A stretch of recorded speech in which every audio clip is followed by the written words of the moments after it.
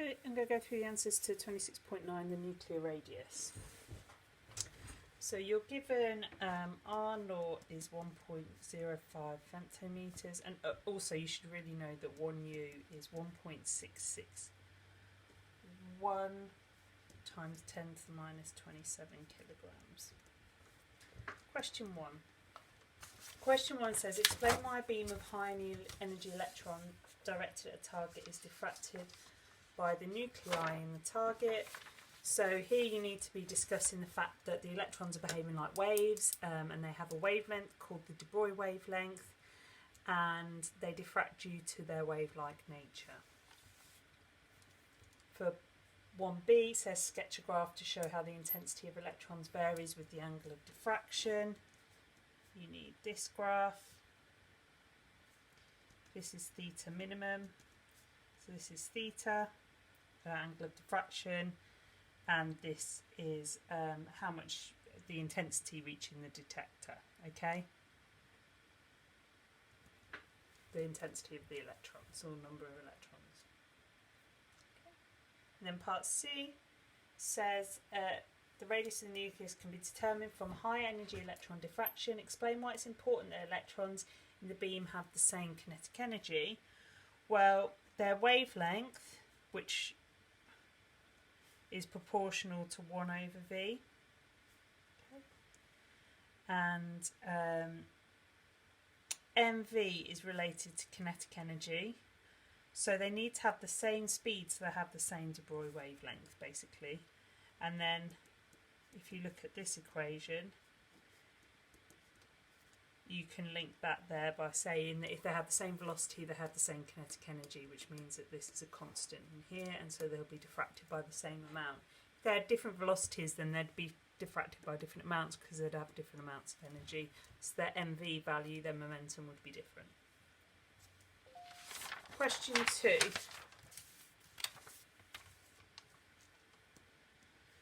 Question 2 says the volume of a 2814 Si nucleus is 1.4 times 10 to the minus 43 kilograms per volume, so meters cubed. And it wants you to use this value to calculate the radius of the nucleus. So we're going to use the equation volume of a sphere is 4/3 pi r cubed. Rearrange for r will give us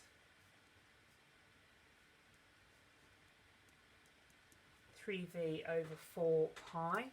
Substitute in your values and it gives you a radius of 3.22116625265 times 10 to the minus 15.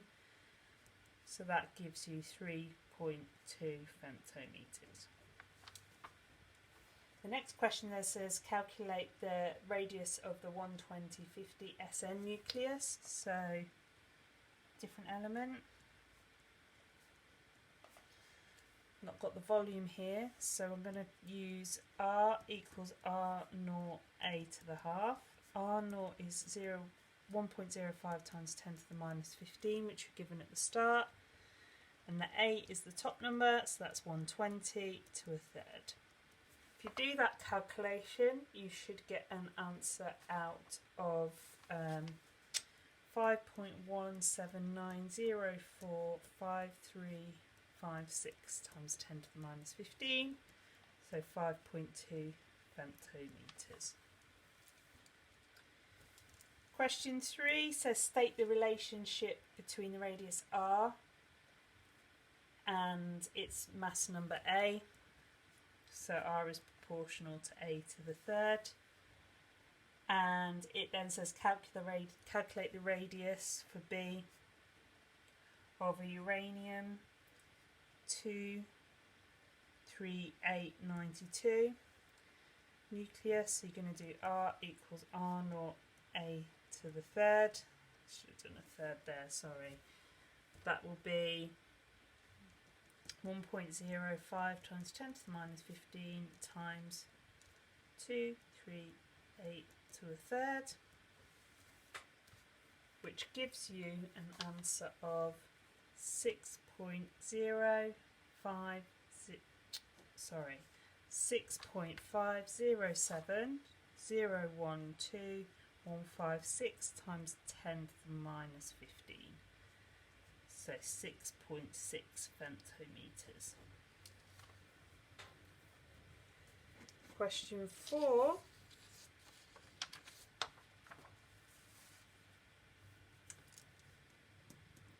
Says compare without calculations of scattering by nuclei of alpha particles and high energy electrons. So if we look at this equation, which tells us the angle of scattering, we can see that the theta is basically proportional to 1 over E, so that energy would be kinetic energy. So if you were to increase the mass of that, the amount of energy you would have would increase and your theta would go down. So that would be the case in the alpha. The other thing you need to consider is the electrons. So the electrons are high energy, which means they have a high velocity, and E is proportional to V squared because of kinetic energy is half mv squared. So if you increase V, you would also increase E and also therefore decrease the wavelength, the theta. But because the velocity is V squared, this actually has a bigger effect.